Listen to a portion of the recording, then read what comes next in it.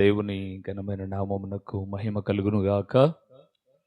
మన ప్రభువును రక్షకుడునునైన యేసుక్రీస్తుల వారి యొక్క ప్రశస్తమైన నామమునకే నన్ను ఎక్కువద్దు ప్లీజ్.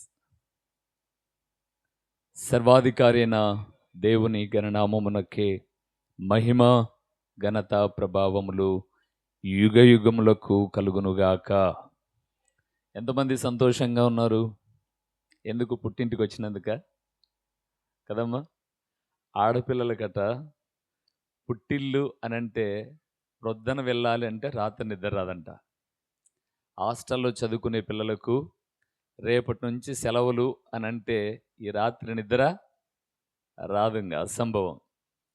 మిమ్మల్ని చూస్తూ ఉంటే ఈ ప్రాంతానికి నేను 2 సార్లు, అంటే ఒకసారి సువార్త కూడిక నిమిత్తమై, ఒకసారి తమ్ముడు రాజు యొక్క కుమారుడి బర్త్డే ఫంక్షన్ నిమిత్తమై వచ్చిన దానికన్నా ఇప్పుడు ఎందుకో మీ ముఖాల్లో చాలా సంతోషం, ఆధ్యాత్మికమైనటువంటి చింతన కలిగి ఉన్న విధానాన్ని బట్టి ప్రభువుకు మాత్రమే మహిమ చెల్లిస్తూ, గడిచిన రాత్రి సందేశం మీ ఆత్మీయ జీవితానికి దీవెనకరంగా ఉంది అని ఒక దైవజనుడిగా విశ్వసిస్తూ ఉన్నాను. యోబు అన్నాడు 3వ అధ్యాయం 26వ వచనంలో, నాకు నెమ్మది లేదు, సుఖము లేదు, విశ్రాంతి లేదు, శ్రమయే సంభవించుచున్నది అన్నాడు. ఈరోజు మనిషి బయట గంభీరంగా కనపడుతున్న అంతరంగములో నెమ్మది లేదు ప్రియులారా, సమాధానము లేదు.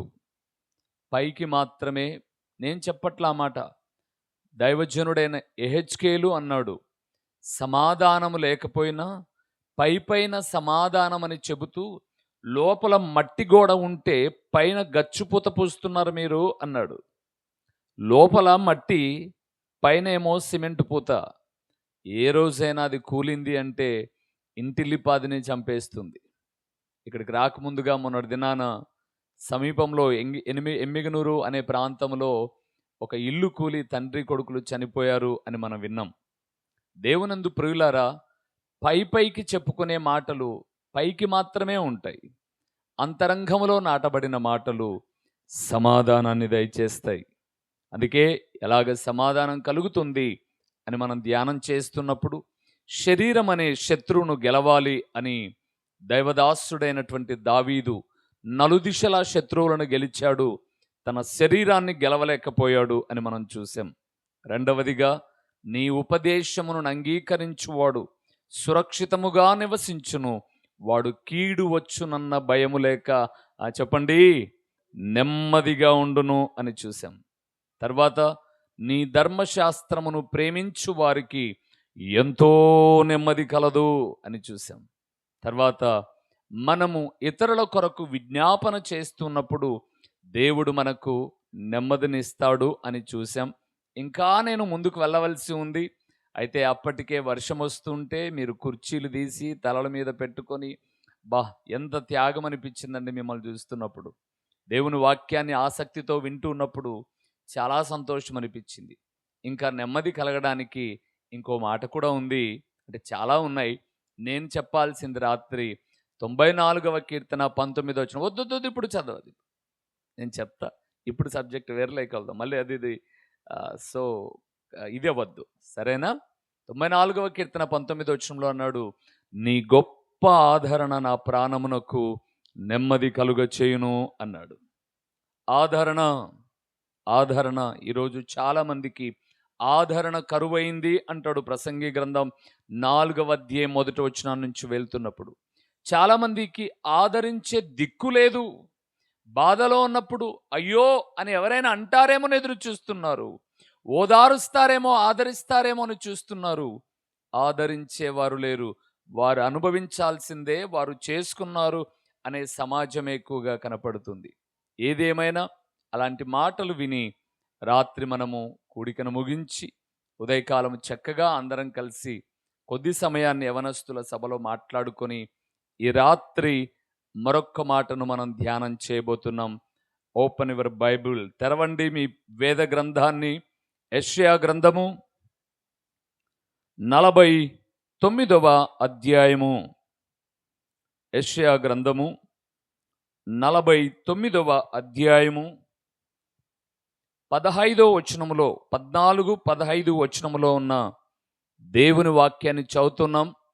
మీరు బైబిల్ తెచ్చుకొని వారులైన వాక్యం చాలా జాగ్రత్తగా వింటే నేను ఏ విషయాన్ని మీకు చెప్తున్నానో అర్థమవుతుంది. సరేనా? 49వ అధ్యాయము 14-15 వచనాలు చదువుతున్నాం. అయితే సియోను యెహోవా నిన్ను విడిచిపెట్టి యెహోవా నన్ను విడిచిపెట్టి ఉన్నాడు, ప్రభువు నన్ను మరచి ఉన్నాడని అనుకొనుచున్నది. స్త్రీ తన గర్భమున పుట్టిన బిడ్డను కరుణింపకుండా తన చంటి పిల్లను మరచునా? వారైన మరచుదురు గాని నేను నిన్ను మరువను. ప్రార్థన. తలలు వంచుదాం. మా రక్షక, మా విమోచక, నా నోటి మాటలు, మా హృదయ ధ్యానములు మీ దృష్టికి అంగీకారములగునట్లుగా చేసుకొనుమని మీరే మాట్లాడి మీ పరిశుద్ధాత్మ సంచారము మా మధ్యలో ఉంచి మహిమ పొందుమని ఈ దాసుని మీ బూరగా వాడుకొనుమని యేసు నామములో అడుగుచున్నాము తండ్రి, ఆమేన్. ఈ రాత్రి మనము ధ్యానం చేయబోతున్న అంశభాగం ఏంటో చెప్తాను. దయచేసి మీ సెల్ ఫోన్స్ ఏమైనా ఉంటే సైలెంట్లో పెట్టుకోండి. కొంచెం ఉమ్మరంగా ఉందండి. పసిబిడ్డల తల్లులైతే మందిరంలో కూర్చొని విన్నా పర్లేదు, ఫ్యాన్ వేసుకొని ఎంచక్క, పసిబిడ్డలు ఏడుస్తూ ఇబ్బంది కలిగించుకోకుండా. కానీ సబ్జెక్ట్ అయిపోయేంత వరకు ఏమి జరుగుతున్నా మనము దేవుని సన్నిధానంలో నిలిచి నేర్చుకోవాల్సిన వారుగా ఉన్నాం. నేర్చుకొని ఇందాక పెద్ద ఆయన చెప్పినట్లుగా అవి ఇతరులకు అందించేటటువంటి సామర్థ్యాన్ని మనం కలిగి ఉండాలి అని దైవదాసుడిగా జ్ఞాపకం చేస్తూ ఉన్నాను. ప్రభునందు ప్రియమైన వారులారా, ఈ దినాన మనం ధ్యానం చేయబోతున్న అంశభాగం ఏమిటనగా, ఈ లోకములో మనలను ఎవరెవరు మరచిపోతారు? ఈ లోకంలో మనలను ఎవరెవరు మరచిపోతారు? దేవుని ప్రియబిడ్డలారా, సందేశం విని బాగుందని వెళ్తే దీవెన ఏం కలగదు. మీకు ఒక మాట చెప్తాను. లోపల ఏదో జబ్బున్నప్పుడు వైద్యుని దగ్గరికి వెళ్ళిన తర్వాత ఆయన ఇచ్చే మెడిసిన్ వాడితేనే ఆరోగ్యం. రెండవది, గుచ్చుకుంటే నొచ్చుకోకండి. గుచ్చుకుంటే అప్పుడప్పుడు మనం హాస్పిటల్కి వెళ్ళిన తర్వాత జ్వరం వచ్చింది అనగానే ఒక పారాసెటమాల్, దానికి కాంబినేషన్గా జలుబు దగ్గుకు ఒక మాత్ర ఇచ్చి పంపించారంటే మనం ప్రత్యేకించి అడుగుతాం, ఏమని? సూది లేదా అని అడుగుతాం. మాత్రతో సంతృప్తి పడం. గుచ్చడం యొక్క ఉద్దేశం ఏంటంటే నీ మీద ద్వేషం కాదు.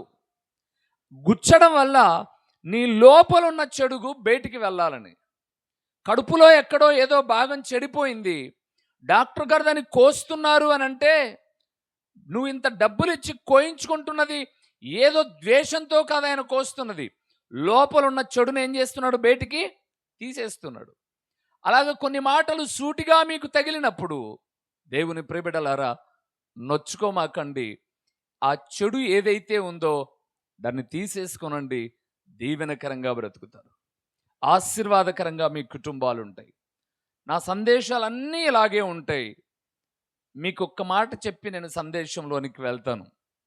ఇప్పటికే చాలామంది బిడ్డలు నాకు తెలిసి వాక్యాన్ని మాత్రమే ప్రేమించేవారు ఉంటే, నేను ఒక ఛానల్లో వాక్యం చెప్తాను, 30 నిమిషాలంటే 29.5 నిమిషం మాత్రమే ఆ ఛానల్ వాళ్ళు మేము చెప్పే వాక్యాన్ని వేసి నెక్స్ట్ ఇంకొక మెసేజ్కి వెళ్తారు. అలాంటిది ఒక ఛానల్, ప్రార్థనా ఛానల్ అని. ఈ ప్రాంతంలో లేకపోయినా ఆ ఛానల్లో వేసేటటువంటి వాక్యం యూట్యూబ్లో ప్రతి దినము ఈరోజు నేను ఇక్కడ ఎలాగ చెప్తున్నానో అలాగే ఉంటాయి. సాక్ష్యాలు ఉండవు, స్వస్థతల గురించిన వివరణ ఉండదు, లేకపోతే కానుకలు పంపండి అని ఫోన్పేలు, క్యూఆర్ కోడ్లు ఉండవు. దేవుని మీద, ప్రభు మీద ఆనుకొని పరిచర్య ముందుకు వెళ్తున్నప్పుడు ఎప్పుడు అవసరమో అప్పుడు ప్రభు ఇస్తున్నాడు. అలాంటి సందేశాలు మీరు వినాలనుకుంటే ప్రతిరోజు సాయంత్రం 5 గంటలకే రేపు టీవీలో వచ్చే సందేశం 5 గంటలకే వెంటనే అప్లోడ్ చేస్తారు. మీరు నేను పులివెందల వాసిని, మా ఇంటికి ఒక పేరుంది, మన ఇంటికి ఉన్నట్లు ఓ అనే ఒక ఇన్సల్ మాది, ఓ అనే పేరు పక్కన ఒక చిన్న డాట్ పెట్టి రూబేన్, RUBEN, రూబేన్, నేను నివసించే ఊరు పులివెందల కాబట్టి పులివెందుల అని మీరు యూట్యూబ్లో టైప్ చేస్తే ప్రతిరోజు వాక్యము మాత్రమే మీరు నేర్చుకోవచ్చు. ఈ 5.5-6 సంవత్సరాల టీవీ పరిచర్యలో 3000 దాకా ప్రసంగాలు ఒకదానికి సంబంధం లేకుండా ఒకటి ఉంటూ ఉన్నాయి. ఆయన రాకడ వరకు ఉండాలని మీరు ప్రార్థన చేస్తే చాలు. రైట్, ఇప్పుడు ఎవరెవరు మర్చిపోతారో, మరువని వారు ఎవరో మీకు నేను వివరిస్తాను. మరలా వాక్య భాగం దగ్గరకు వద్దాం. తలలు వంచి 49వ అధ్యాయం యెషయా గ్రంథం 14-15 నేను చదువుతున్నాను, మీరు వినండి బైబిల్ లేకపోయినా, సరేనా? 14-15. రాజు, ఇది కొంచెం ఇట్లా పెద్దాం, నన్ను ఇటువైపు ఉన్న వాళ్ళకు కూడా కనిపిస్తుంది.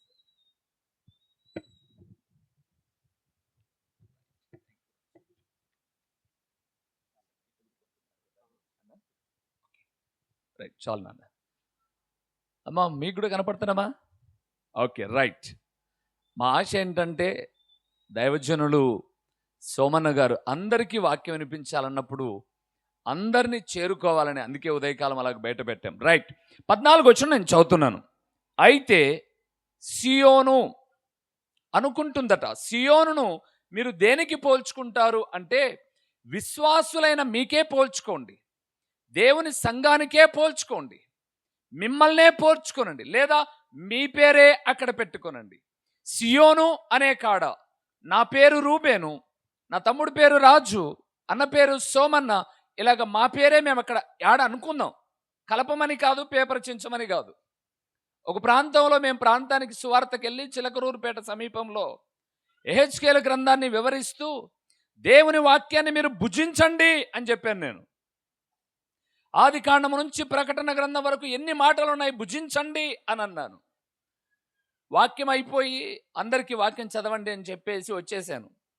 ఎందుకో 1.5 నెలల తర్వాత మరలా ఊర్లో ఒక చిన్న కూడికకి వెళ్ళాల్సి వచ్చింది. అప్పుడు ఒక అవ్వ మనవరాలు ప్రార్థన చేయించుకోవడానికి వచ్చి, అయ్యా మీరు చెప్పినట్టుగా దేవుని వాక్యాన్ని భుజిస్తున్నానయ్యా అనింది ఆమె. అలాగమ్మా, చాలా సంతోషం. నేను అనుకున్న చదువుతుందని. ఒకసారి నీ బైబిల్ ఏమన్నా అండర్లైన్ చేసింటదేమని చూస్తే ఆది కాండం లేదు, దాంట్లో ఆది కాండం లేదు. ఏంటమ్మా ఆది కాండం ఎందుకు? భుజించమన్నావుగా, మా అవ్వను రోజుకు ఒక పేపర్ చించుకొని తింటుందంట. అది కాదు భుజించడం అంటే. సియోను అంటే మీ పేరు పెట్టుకోమంటే అక్కడ కొట్టేమని కాదు, ఒక అర్థానికి మీరు గుర్తుపెట్టుకోండి. అనుకుంటున్నారట, ఉదాహరణకు యెహోవా నన్ను విడిచిపెట్టి ఉన్నాడు, ప్రభువు నన్ను మరచి ఉన్నాడు అనుకొనుచున్నది సంఘం. ఈరోజు చాలా వరకు మీ పిల్లలకు కష్టాలు ఎదురైనప్పుడు, మీ కుటుంబంలో ఆర్థిక పరిస్థితులు ఎదురైనప్పుడు, అనుకొనని ఉపద్రవాలు ఎదురైనప్పుడు ఖచ్చితంగా అనుకునే మాట ఏంటంటే దేవుడు నన్ను మర్చిపోయాడేమో, దేవుడు నన్ను మర్చిపోయాడేమో. అందుకే మా కుటుంబానికి ఇలాంటి పరిస్థితి. పాస్టర్ గారి దగ్గరకు వచ్చి ప్రార్థన చేసేటప్పుడు ప్రభు మమ్మల్ని మర్చిపోయాడన్నా, లోకంలో లేని కష్టాలన్నీ మాకే వచ్చాయి అని చెప్తూ ఉంటారు. అయితే ప్రభు ఆన్సర్ ఇస్తున్నాడు. 15వ వచనం ఏమన్నాడు? స్త్రీ తన గర్భమున పుట్టిన బిడ్డను అంటూ కరుణింపకుండా ఏ పిల్లను? చెప్పండి చెప్పండి, ఏ పిల్లను? చంటి బిడ్డను మరచునా? వారైనా మరచుదురు గాని నేను నిన్ను మరువను. ఈరోజంతా మరువను మరువను మరువను అనే మాటలే మనం వింటాం. ఒకసారి మిమ్మల్ని అడుగుతాను ప్రియులారా, అమ్మా మీరంతా పిల్లలకు జన్మనిచ్చిన తల్లులు ఉన్నారు చాలామంది, ఇప్పటికీ పసిబిడ్డల సంఖ్యలో ఉన్న తల్లులు ఉన్నారు. ఒక ప్రశ్న వేస్తాను నేను, మీరెప్పుడైనా మీ చంటి బిడ్డను, పాల్దాగే బుడ్డోన్నో బుడదాన్నో చిన్న బిడ్డను మీరు ఎప్పుడైనా మర్చిపోయారా? మాట్లాడాలి. నిద్ర వస్తే నిద్రపోదాం, తర్వాత 9:30 తర్వాత మాట్లాడండి. ఆడబిడ్డలకే ప్రశ్న, మీరెప్పుడైనా మీ పసిబిడ్డను, ఎదిగిన వాడిని కాదు, వయసు వచ్చిన వాడిని కాదు, పసిబిడ్డను, కన్న తల్లులు చెప్పండి, ఎప్పుడైనా మీ బిడ్డను మర్చిపోయారా? ఏమో మాట్లాడరు? మాట్లాడండి. రేపు మా ఊరికి వెళ్తాంలేండి. మర్చిపోయారా? మర్చిపోరు కదా! మరి బైబిల్ ఏమనింది? వారైనా మరచుదురు గాని, ఆ మాట చెప్తాను, వివరిస్తాను ప్రియులారా. ఈ లోకంలోనండి దేవుని తర్వాత, దేవుని తర్వాత మనలను ఎక్కువగా ప్రేమించేది ఏకైక వ్యక్తి, మాతృమూర్తి, తల్లి మాత్రమే. ఈ లోకములో దేవుని తర్వాత అంటున్నాను సుమా, ఆయన స్థానం చాలా గొప్పది. మనం చదివే వాక్యములో దేవుని తర్వాత అన్నాను నేను. లోకములో అందరికన్నా ఎక్కువగా ప్రేమించేది తల్లి.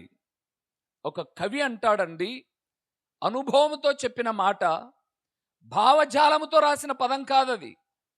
విశేషంగా దాన్ని పరీక్షించి చెప్పిన మాట ఏంటంటే, 100 రక్తపు చుక్కలు కలిస్తేనట ఒక పాల చుక్క తయారవుతుందట. మన దేహంలో ఎప్పుడైనా మనము బ్లడ్ టెస్ట్కి వెళ్ళినప్పుడు సిరంజితో లాగడం కాకుండా అలాగ చిన్న సూదితో అలా గుచ్చుతారు వేలి మీద, అప్పుడు ఒక చుక్క బయటకు వచ్చేస్తుంది.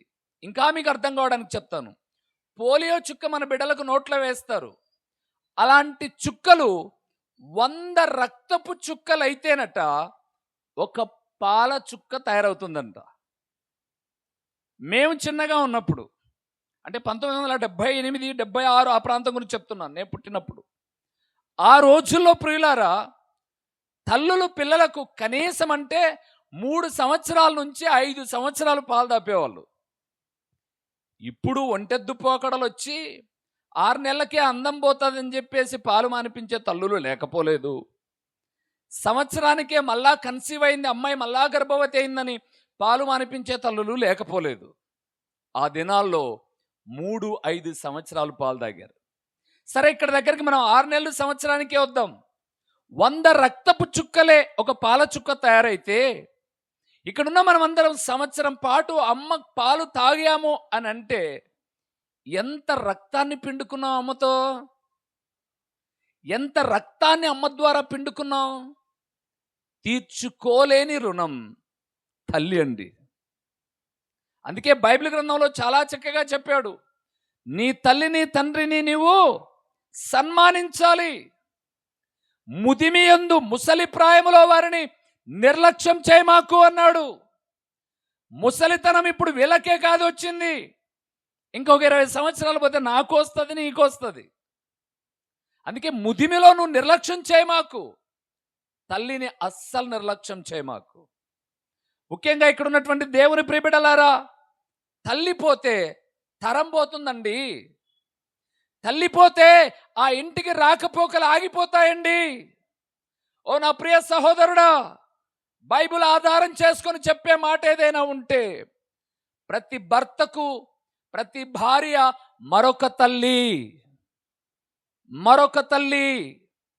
ఆ పదాన్ని నేను ఇప్పుడు చెప్పడానికి ఇష్టపడడం లేదు, కానీ సామెతల గ్రంథకర్త అన్నాడు, ఆమె రొమ్ముల వలన నీవు తృప్తి పొందు. పరాయి స్త్రీని నువ్వు ఎందుకు కౌగిలించుకుంటావు? పరాయి స్త్రీ యొక్క కౌగిలికి ఎందుకు చేరతావు? ఆమె నీకు తల్లి.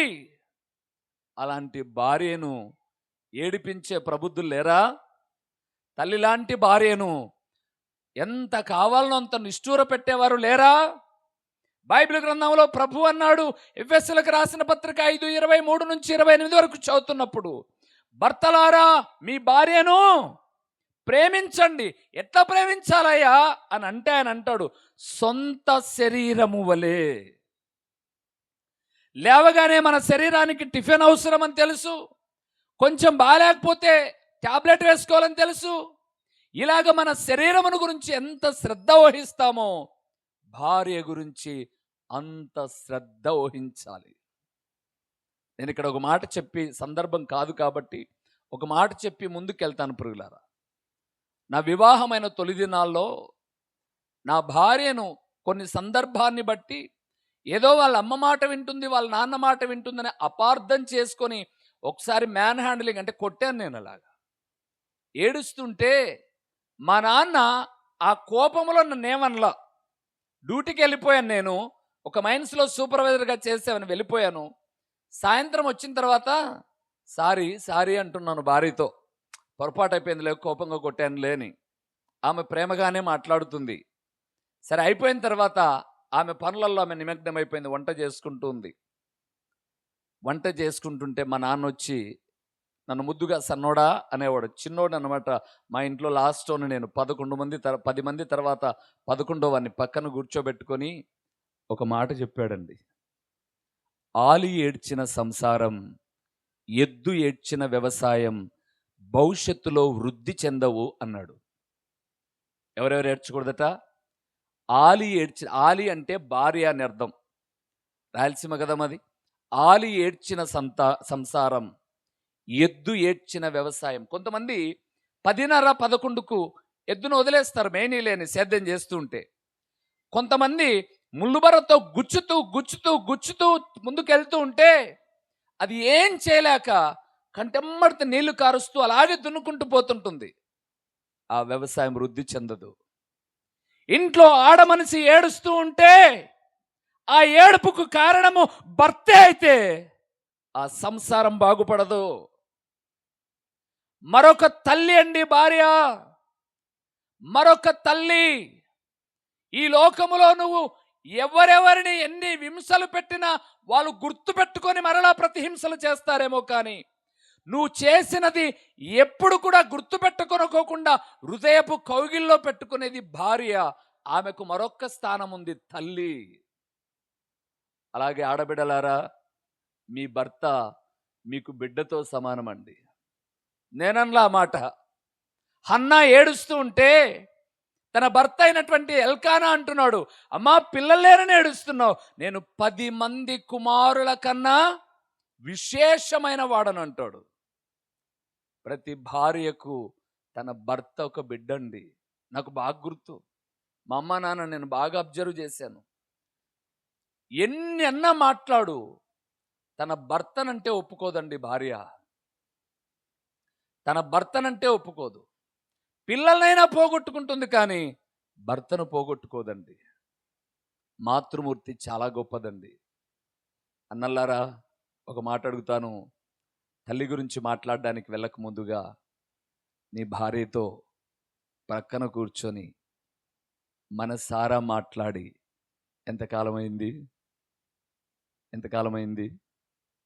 పెళ్ళైన కొత్తలోనట భార్యాభర్తలు చేయబట్టుకొని నడుచుకుంటూ పోతారంట. 6 నెలలు అయిపోయి ఒక అబ్బాయినో అమ్మాయినో ఎత్తుకున్న తర్వాత ఈయన ముందు పోతుంటాడు, ఇట్లా ఆమె వెనకలు వస్తూ ఉంటుంది. ఇంకా కొంతకాలం అయిన తర్వాత నువ్వు పోయి రాబో అంటాడు. అందుకే ఆడపిల్లలు ఉదయం చెప్పాను, మగోడిని అస్సలు నమ్మం, అక్కడ మేము మొగలమే కదా. మోసపూరితమైన బుద్ధి అండి. అవసరం తీరిపోతే ఏట్లో ఉన్నంతసేపు ఏటి మల్లన్నా అన్నంట, తీరిన తర్వాత. కానీ స్త్రీ అలా కాదండి. నేను భార్యాభర్తల గురించే చెప్పాలని రాత్రి సిద్ధపడ్డాను, కానీ ప్రభు ఎందుకో అనుమతి ఇవ్వాల. నా దగ్గర ఆ సిద్ధపడిన సందేశం కూడా ఉంది, కానీ ప్రభు వద్దన్నాడు. నా ప్రజలు నన్ను మర్చిపోతున్నారు, గుర్తు చేయని ఈ మాట చెప్పమన్నాడు. సో పెళ్ళైన కొత్తలోట భార్యాభర్త ఇద్దరు అలాగా మంచం వేసుకొని మిద్దె పైన పడుకొని చాలా చక్కగా మాట్లాడుకుంటూ ఉన్నప్పుడు భర్త ఆ భార్య కౌగిట్లో పడుకున్నప్పుడు భార్య అడిగిందంట, ఏమండి పైన ఇప్పుడు ఒకటి కనపడుతుంది, ఏంది అది? ఉందిలేండి మీకు అడ్డం, మామూలు ఏముంది? చందమామ. భార్య అడిగిందంట, ఏమండి ఏంటండి అది అని. అంటే అది కూడా తెలియదు ఆడోళ్ళకు, భర్త ప్రేమను తెలుసుకుందామని. ఏంటండి అది అనిందట. భర్త అన్నాడట ఒడిలో పడుకున్న భార్యతో, అక్కడొక చందమామ ఇక్కడొక చందమామ అన్నాడట. మురిపించడానికి కొత్తలో అక్కడొక చందమామ ఇక్కడొక చందమామ అంటే తెగ మురిచిపోయి, బాగా భర్త బంగారం. ఒక పిల్లోడు పుట్టాడు.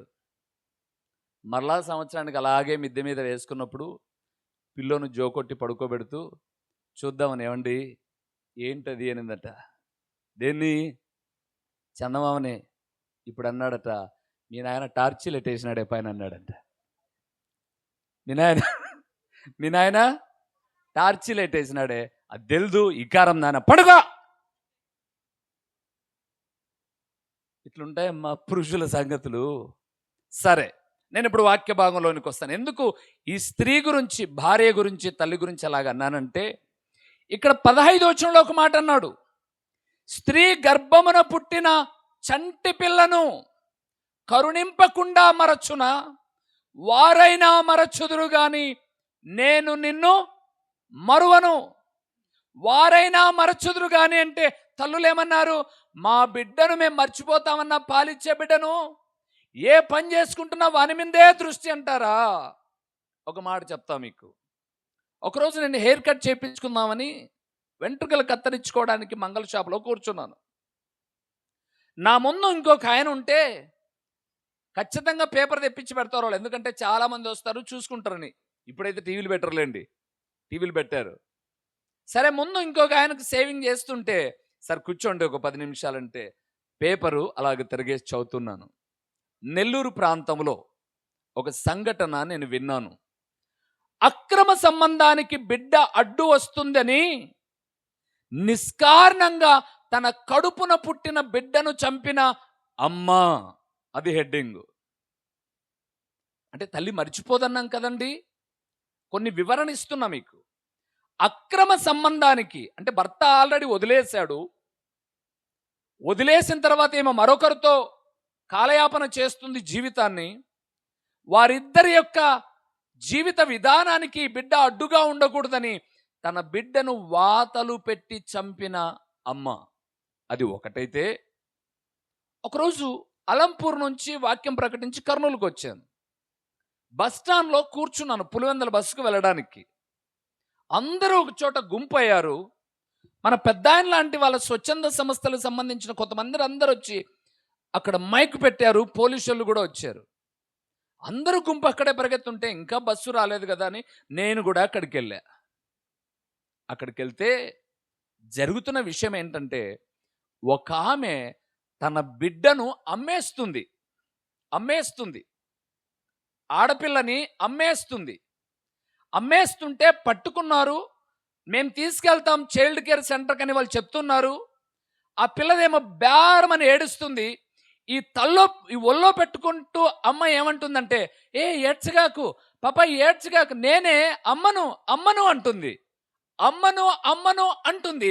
అమ్మకానికి పెట్టింది. అమ్మనే నేను అంటుంది, అమ్మకానికి పెట్టింది.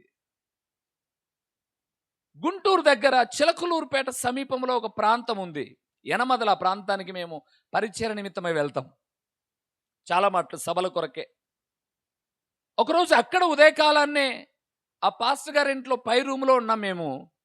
టిఫిన్ రాకముందు పేపర్ చూడండి అంటే పేపర్ చూస్తుంటే, సీరియల్ పిచ్చిలో పడి బిడ్డను చంపుకున్న తల్లి. భలే హెడ్డింగ్ వేస్తారండి ఈ పేపర్ వాళ్ళు, సూపర్గా ఉంటాయి.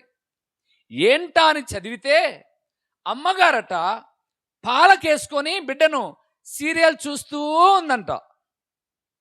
చూస్తూ ఉండగా వీడు తాగినన్ని తాగి అమ్మ ఒళ్ళో నుంచి నడవడానికి దిగి అలాగే ఇంట్లోనే ఆడుకుంటూ ఉంటే, ఇంట్లో ఆడుకుంటున్నాళ్ళని ఈమె సీరియల్ మీదనే దృష్టి పెట్టింది.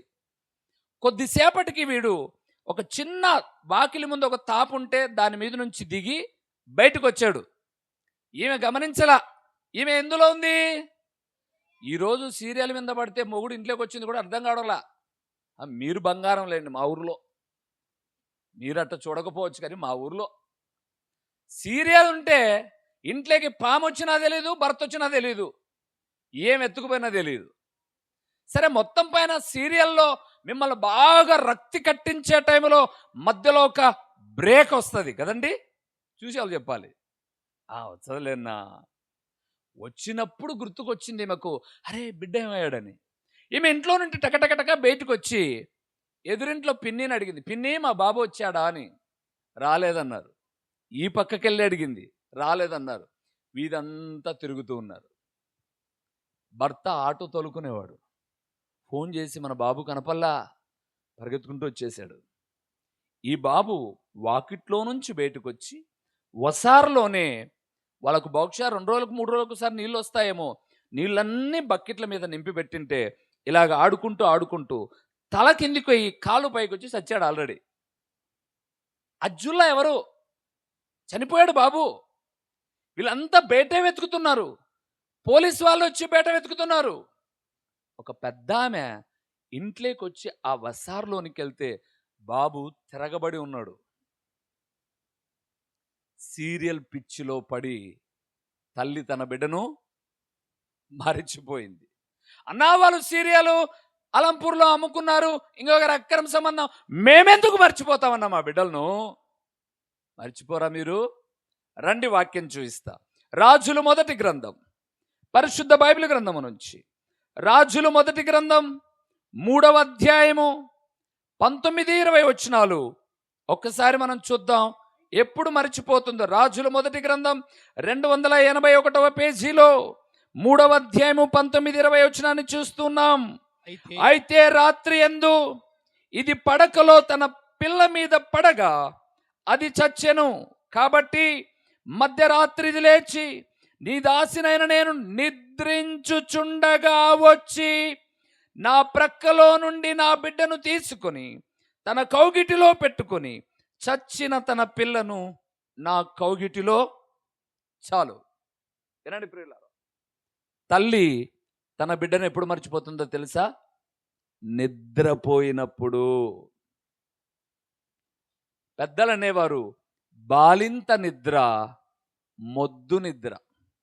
అంటే మన దేహంలో ఒక ఎముక ఇరిగి అది కట్టుకొని నొప్పి తగ్గింది అనుకోండి, భలే నిద్ర వస్తుంది. 206 ఎముకలు ఒకేసారి విరిగితే ఎంత నొప్పో, ప్రసవం అంత కష్టమట. అలాంటిది మే ప్రసవించిన తరువాత, ఆ బిడ్డకు జన్మనిచ్చిన తర్వాత ఆ నొప్పులలో నుంచి నివారణ పొందుతూ నిద్రపోతున్నప్పుడు తన పిల్లకు ఏమయ్యేది కూడా ఆ తల్లికి తెలియదు. ఇక్కడ అదే సొలొమోను దగ్గరకు వచ్చిన పంచాయతీ. ఇద్దరు వ్యభిచారం స్త్రీలు, వాళ్ళు పనులు చేసే వృత్తి వేరు. వాళ్ళు అన్నారు, అయ్యా మేము ఒకే గదిలో ఒక అడ్డతెర కట్టుకొని ఆ పక్క నేను ఈ పక్క తను ఉంది. తన బిడ్డ మీద తనే పడింది, చచ్చిపోతే వారిని తెచ్చి నా పక్కలో పడుకోబెట్టింది. ఈ ప్రక్కలో ఆమె తన బిడ్డ మీద పడింది నిద్రలో. చూడండి, ఈమె తన బిడ్డను ఎత్తుకొని పోతున్నా ఈమె నిద్రలో తన బిడ్డను ఎత్తుకుపోయిన సంగతి కూడా తెలియదు. అయితే ఇక్కడ ఒక మాట చెప్పాలి మీకు. తల్లి నిద్రపోయి తన బిడ్డను మరిచిపోతుంది, కానీ బైచిగేరి పులివెందల యావత్ ప్రపంచం ఇశ్రాయేలును కాపాడువాడు కునుకడు, నిద్రపోడు. నీవు నేను ఆరాధిస్తున్న దేవుడు కునుకక నిద్రపోక కాపాడుతున్నాడండి. కునుకక నిద్రపోక. నా ప్రియబిడ్డలారా, తల్లి తన బిడ్డను నిద్రలో మరిచిపోతుంది, కానీ దేవుడు నిద్రపోలా. ఇది తల్లి మరిచే పరిస్థితి. రెండవది ఎవరు మరుస్తారో చెప్పమంటారా? రండి ప్రియులారా, ఆదికాండము 40వ అధ్యాయము ఎవరు మర్చిపోతారో చెప్తాను మీకు. ఆదికాండము 40వ అధ్యాయము 23వ వచనాన్ని ఒకసారి మనం చూద్దాం. 23వ వచనాన్ని మనం చూద్దాం. అయితే 40వ అధ్యాయం 23వ వచనం చదువుతున్నాను. పానదాయకుల అధిపతి యోసేపును జ్ఞాపకము చేసుకొనక అతనిని మరచిపోయెను. చాలు ప్రియులారా. రెండవది, మన వల్ల మేలు పొందిన వారు కూడా మర్చిపోతారు. వాస్తవానికి ఏం జరిగింది అంటే, యోసేపు ఏ తప్పు చేయలా. పోతిఫరు భార్యతో పాపము చేయనందుకు ఒక నిందపడి జైల్లోనికి వెళ్ళాడు. జైల్లో ఉన్నాడు. అక్కడికి ఇంకా ఇద్దరు వచ్చారు. ఒకడు పానదాయకుల అధిపతి, మరొకడు భక్ష్యకారుల అధిపతి. మన భాషలో చెప్తా, రాజుగారికి సమయానికి ద్రాక్షారసం అందించే వ్యక్తి ఒకడైతే, రాజుగారికి రుచికరంగా రొట్టెలు కాల్చి అందించేవాడు ఒకడు. వీరిరువురు వేరువేరు తప్పులు చేసి జైలుకు వచ్చారు. యోసేపు చెరసాల్లోనే ఉన్నారు వాళ్ళు. కొంతకాలం అయిన తర్వాత కల కన్నారు ఇద్దరు ఒకే రాత్రి. ఉదయాన లేసి బిక్కమొకాలు వేసుకొని ఉంటే యోసేపు అడిగాడు, అనలారా ఏమైంది, ఏంటి అలాగున్నారు? కలగన్నామండి, మరిచిపోయాం. ఏంటో చెప్పండి. కలలు చెప్పారు. యోసేపు చక్కగా వివరణ ఇచ్చాడు. ఏమని తెలుసా? ఇంక 3 రోజులకు రాజుగారు మరలా నీ ఉద్యోగం నీకు ఇస్తున్నారు, నువ్వు రాజుకు ద్రాక్షారసం అందిస్తావు. ఇంక 3 రోజులకు నీ తప్పు నిరూపించబడుతుంది, నీ తల నరికించబోతున్నాడు అని రొట్టెలు కాసేవానితో చెప్పాడు. చెబుతూ ఈ ద్రాక్షారసం ఇచ్చేవానితో అన్నాడు, అయ్యా నువ్వు మరలా రాజు దగ్గరికి వెళ్ళి డ్యూటీలో జాయిన్ అవుతావు. అప్పుడు రాజుగారితో ఒక్క మాట చెప్పు, హెబ్రియుడండి, అమ్మబడ్డాడు ఈ దేశానికి, ఏ తప్పు చేయకుండా చెరసాల్లో ఉన్నాడని రాజుకు ఒక్క మాట చెప్పు అన్నాడు. అప్పుడు ఆ పానదాయకుల అధిపతి అని అంటాడు, ఎవరినైనా మర్చిపోతా గాని ఇంత మేలుకరంగా మాట్లాడావు, నిన్ను మర్చిపోతానా అని అంటాడు. అందుకే అంటాడు మర్చిపోను అని చెప్పి వెళ్ళాడు. కానీ మీరు 41వ అధ్యాయం మొదటి వచనం చదివితే 2 సంవత్సరాలు మర్చిపోయాడు. 2 సంవత్సరాలు మర్చిపోయాడు. అయితే ఒక్క మాట చెప్తాను ప్రియులారా, పానదాయకుల అధిపతి మర్చిపోయాడు, కానీ ప్రాణప్రియుడైన దేవుడు యోసేపును మరచిపోలా. తల్లి మరిచిపోతుంది ఈ లోకంలో. రెండవది ప్రియులారా, మన వల్ల మేలు పొందిన వారు మర్చిపోతారు. మూడవది ఎవరు మర్చిపోతారో మీకు చెప్తాను రండి ప్రియులారా. దానియేలు గ్రంథం 2వ అధ్యాయము 5వ వచనాన్ని ఒకసారి మనం చూద్దాం. దానియేలు గ్రంథం 2వ అధ్యాయము 5వ వచనాన్ని ఒకసారి మనం చూద్దాం ప్రియులారా. 2, 4, 5 వచనాలు చూద్దాం. రాజు, నేను దాని మరచిపోతిని గాని కలను దాని భావమును చెప్పితే నీకు కావలసిన బహుమానం ఇస్తాడు. తల లేపండి, వినండి ప్రియులారా. దానియేలు నెబుకద్నెజరు యొక్క ఆస్థానంలో ఉంటున్నాడు. ఈ మాట చదువుకునే పిల్లలు బాగా వినాలి నాన్న, తమ్ముళ్ళు చెల్లెళ్ళు. ఏంటి అనంటే, నెబుకద్నెజరు ఒక కల కన్నాడు, మరచిపోయాడు. కల కన్నాడు, మరచిపోయాడు. ఈరోజు యవనస్తులు చాలా మంది కలలు కంటున్నారు, కానీ మరచిపోతున్నారు. నేను యూత్ మీటింగ్లో మా పిల్లలతో మాట్లాడతాను. లేపి ఏం కావాలనుకుంటున్నావు అంటారు. నేను డాక్టర్ కావాలనుకుంటున్నా అంటారు. నువ్వు సాఫ్ట్వేర్, హార్డ్వేర్, ఏమేమో చెప్తారు. ఇది వరకు నేను ఒక చోట ఉండేవాడిని, అంటే ఒక అనాథాశ్రమంలో పాస్టర్గా పనిచేశాను. డాక్టర్ రాజశేఖర రెడ్డి గారి కుమార్తె షర్మిల గారి ద్వారా, రాజశేఖర రెడ్డి బ్రతికున్నప్పుడు, ఆయన చనిపోయిన తర్వాత ఒక 6 నెలలకు నేను బయటకు వచ్చేసాను. ఒక 4 సంవత్సరాలు రాజశేఖర రెడ్డి గారు ఉన్నప్పుడు ఆ కుటుంబంతో చాలా సన్నిహితంగా ఉన్నాను. 2 పర్యాయములు ఆయన ముఖ్యమంత్రిగా ఉండగా ఇలాంటి వేదిక మీద నుంచే ముఖ్యమంత్రి గారికి వాక్యం చెప్పాను. నువ్వు ఎంత తోడివైనా సరే యేసు ప్రభుల వారిని నీ స్వరక్షకునిగా అంగీకరించి పాప క్షమాపణ నిమిత్తమై తండ్రి కుమార పరిశుద్ధాత్మ నామములో బాప్తిస్మమును పొందకపోతే నీ నీతి క్రియలన్నీ మురికి బట్టలు అని చెప్పాను ముఖ్యమంత్రి గారికి. అయిపోయింది నీ ఉద్యోగం అన్నారు ఆ వారం. ఏం రానికి దిక్కు తెలుస్తుందా లేదా? 7,000 రూపాయలు జీతం ఇచ్చి వాళ్ళ కూతురు నిన్ను అనాథాశ్రమంలో పాస్టర్గా పెట్టుకుంటే నువ్వు ఎంతటి వాళ్ళమైనా పర్వాలేదు, రక్షించబడకపోతే నిత్య నరకమే అని చెప్తావా? ఉద్యోగం పోయింది, పోయి బ్యాగ్ సర్దుకో అన్నారు. నేను అన్నాను, సువార్త చెప్పాను, నేను ఏం సర్దుకోవాల్సిన పని లేదులే అని. తర్వాత 7 రూపాయలు అయ్యగారు ఉన్నారంటే ఒక ప్రార్థన చేయడానికి అని పిలిచినప్పుడు వెళ్ళినప్పుడు నేను ఆయనతో మాట్లాడకుండా వాళ్ళ కూతురుతో అన్నానమ్మా, నేను మాట్లాడిన మాట ఏమైనా మీకు కొంచెం ఘాటుగా తగిలిందా అని అంటే, నువ్వు చెప్పాల్సిన వాక్యం చెప్పావు, నీదేం తప్పు లేదు పాస్టర్ గారు, మేమే రక్షించబడాలి. నిజమే, ఏదో దాన ధర్మాలు చేస్తున్నామని పుణ్యస్నానాలు అనగా ఊరికి చిలకరింపు బ్యాప్టిజం బైబిల్ ఒప్పుకోదని మేము కూడా అర్థం చేసుకుంటున్నాం. రక్షించబడ్డానికి తీర్మానం చేసుకోవడానికి నేను ఎప్పటికప్పుడు సిద్ధపడుతున్నాననింది. రెండోసారి ఆయన ముఖ్యమంత్రి కాగానే యెరూషలేం వెళ్ళి బ్యాప్టిజం తీసుకున్నాడు. యెరూషలేం వెళ్ళి బ్యాప్టిజం తీసుకున్నాడు. అక్కడ ఉన్న పిల్లలకు కొంతమందికి వాక్యం చెబుతూ అనాథ పిల్లలకు ఏం కావాలన్నాను వాళ్ళు అన్నారు, డాక్టర్ కావాలని ఉన్నాను, ఇది నా కళ, ఇది నా కళ అన్నారు. ఆ కళలు నెరవేర్చుకోకుండా ప్రేమ అనే వ్యామోహాల్లో చిక్కుబడి వెళ్ళిపోయి పెళ్ళిళ్ళు చేసుకున్నారు. ఈరోజు డాక్టర్ కాదు వాళ్ళు, కాంపౌండర్ కూడా కాదు, అసలు ట్యాబ్లెట్ గురించి మెడిసిన్ గురించి ఏమీ తెలియదు. వారి కళలను ఏం చేసుకున్నారు? వాళ్ళు మరచిపోయారు.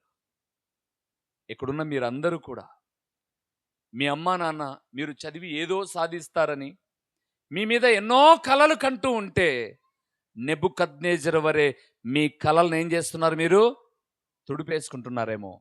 జాగ్రత్త. అబ్దుల్ కలాం గారు ఒక మాట అనేవాడట కదండి, కలలు కనండి. చెప్పండి.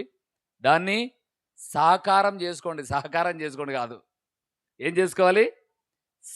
కల కంటే నేను సేవకుడైనప్పుడు కలగన్నాను ప్రియులారా, కాకముందే ప్రభువా సత్యవాక్యము చేత ఒక 10గురినైనా రక్షించాలి నా కుటుంబంతో పాటు అని వచ్చాను నేను సేవలోకి. నా కలను నేను నెరవేర్చుకున్నాను.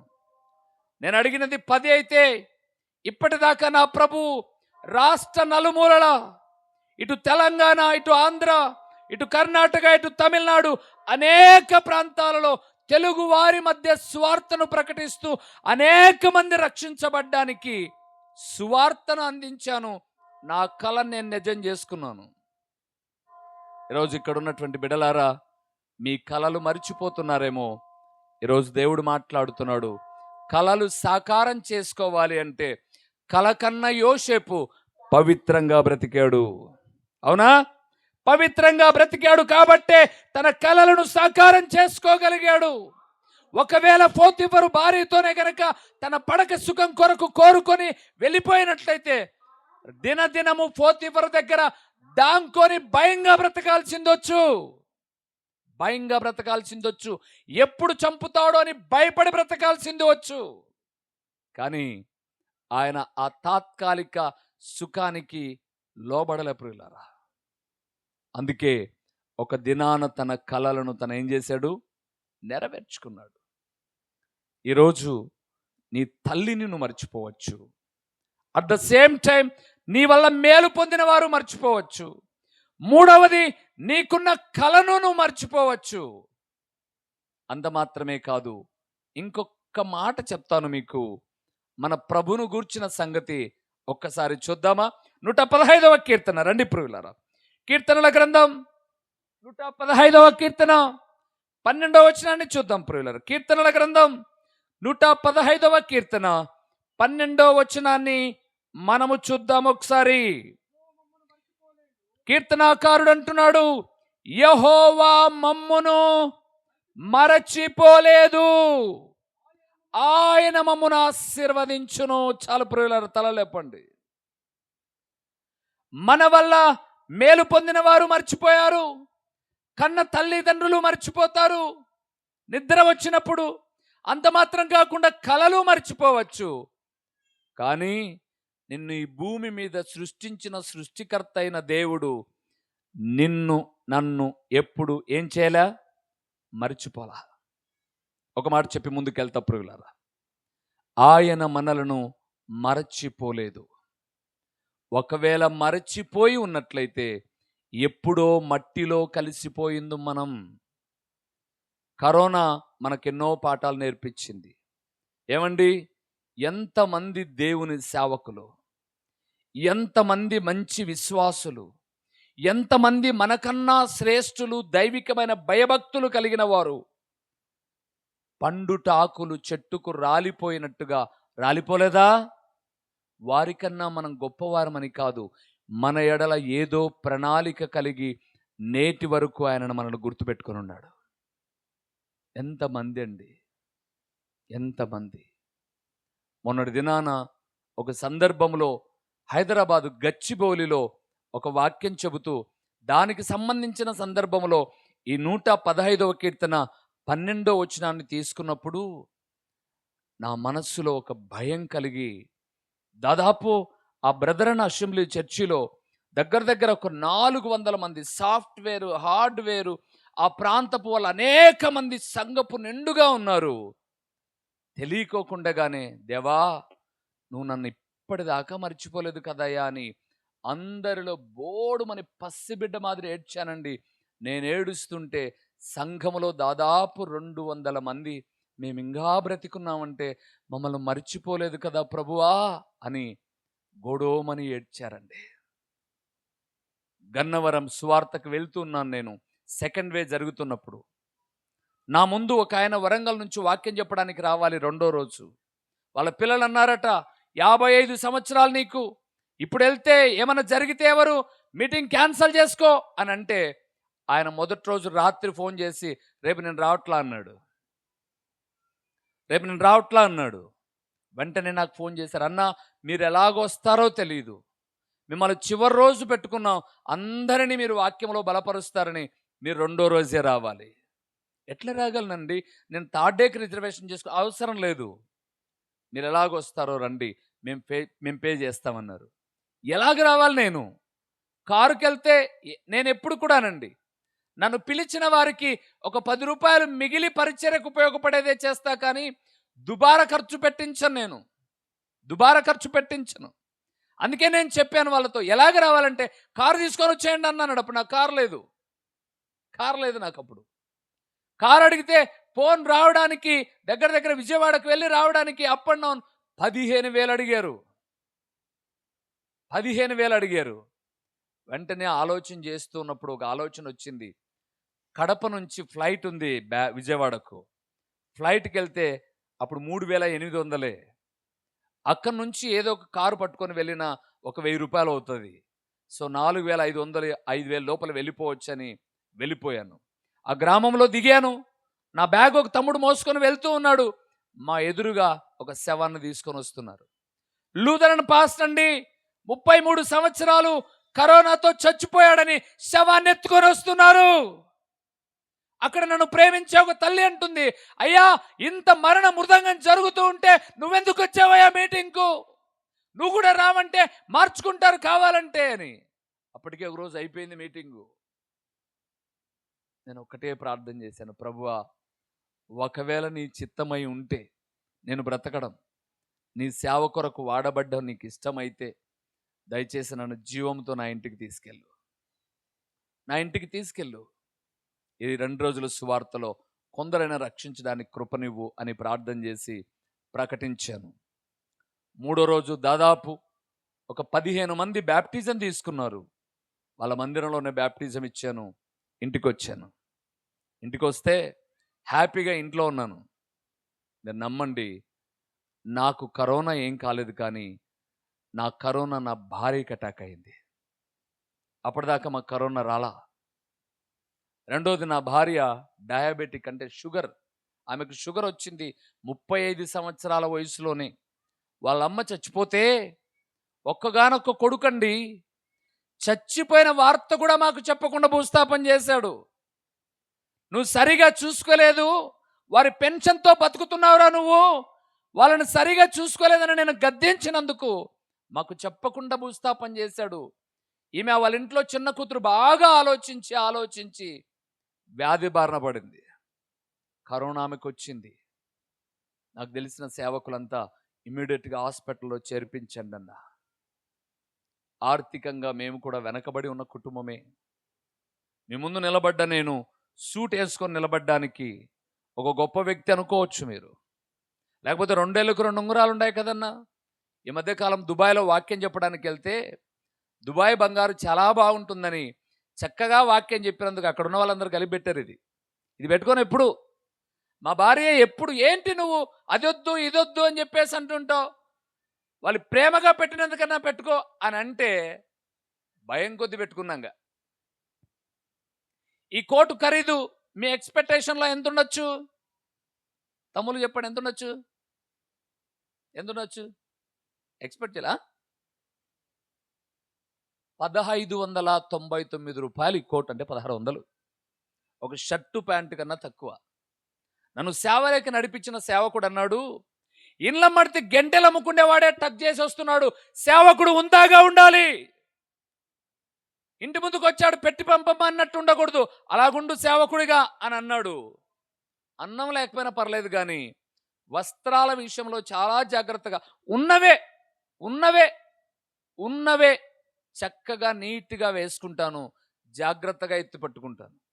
లోపల బాడీ చినిగిపోయి ఉంటుంది, పైన మాత్రం నీట్గా ఉంటాను. ఎందుకంటే నా దేవుని నామానికి ఘనత కలగాలే తప్ప అవమానం కలగకూడదు, అయ్యో పాపం అనకూడదు. వస్తాను వాక్యంలోనికి. నా భార్య కరోనా వచ్చింది, చెప్పారు వెళ్ళి చూయించండి అని. ఏం చేయాలో అర్థం కావట్లా. వాళ్ళేమో పిలిచినప్పుడు ఎంతైనా పెడతామన్నారు. తర్వాత చూస్తే వాళ్ళు ఎంతైనా కాదు కానీ సభలకు చాలా ఖర్చు అయిపోయాయన్న, ఏమనుకోద్దు మీరు అడ్జస్ట్ చేసుకుంటారులే, ఈ కొంచెం పట్టుకో అన్నారు. రావడానికి పోవడానికి సరిపోయింది. ఎందుకంటే పోయింది ఫ్లైట్లో. బస్సు అయితే 900, ఫ్లైట్లో 4000. సో 5000 కానుకిస్తే పోవడానికి 3800. అక్కడి నుంచి ఒక ఆటో మాట్లాడుకొని వచ్చిన ఒక 600. తర్వాత రావడానికి 950 రూపాయలు రాత్రి బస్సు. అయిపోయింది. ఏం చేయాలి ఇప్పుడు? ప్రార్థన చేశానండి, ప్రభువా నీ సేవ చేసేవాళ్ళం మేము. నిజంగా చూయించుకునే స్తోమత అయితే లేదు. మరువని దేవా నీ కృపలో జ్ఞాపకం చేసుకొని, అప్పుడు జగనన్న ఇంటింటికి కిట్టు పంచుతాను. ఏ కిట్టు? Corona kit. ప్రార్థన చేసుకో, ఏం కాదులే, దేవుడు బాగుపరుస్తాలే అని ఆ ట్యాబ్లెట్లే వాడామండి. మా ముందు ఎందరో సేవకులు చనిపోయారు, సేవకురాలు చనిపోయారు. కొంతమంది సీరియస్ కండిషన్లో ఐసీయూలోకి వెళ్ళిపోయారు. దేవుడు నన్ను, నా భార్యను, నా పిల్లలను సురక్షితంగా కాపాడాడు. నిన్ను, నీ కుటుంబం ఈరోజు సురక్షితముగా కాపాడుతున్నాడంటే ఆయన నిన్ను నన్ను ఏం చేయాలా? మరచిపోలే ప్రియులారా. ఎస్పి బాలసుబ్రహ్మణ్యం గారు ఇంకా 5 కోట్లైనా ఖర్చు పెట్టేవాడు బ్రతికే అవకాశం ఉంటే. కానీ ఎన్నో క్రీస్తు గీతాలు ఆలాపించాడు, కానీ క్రీస్తును తన స్వరక్షకునిగా హృదయములో చేర్చుకోలేకపోయాడు.